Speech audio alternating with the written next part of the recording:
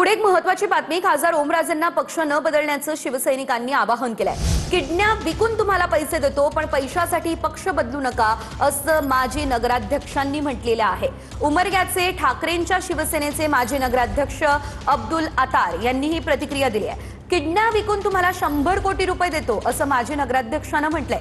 आम्ही तुम्हाला निवडून आणण्यासाठी रक्ताचं पाणी केलंय, असंही त्यांनी या दरम्यान म्हटलेलं आहे। मात्र पक्ष बदलू नका, असं आवाहन त्यांनी केलंय। रक्ताचं पाणी करून त्यांना निवडून आणलेलं आहे। त्यांना भरघोस अशी आघाडी आम्ही उमरगाव लोहारा तालुक्यातून दिलेली आहे।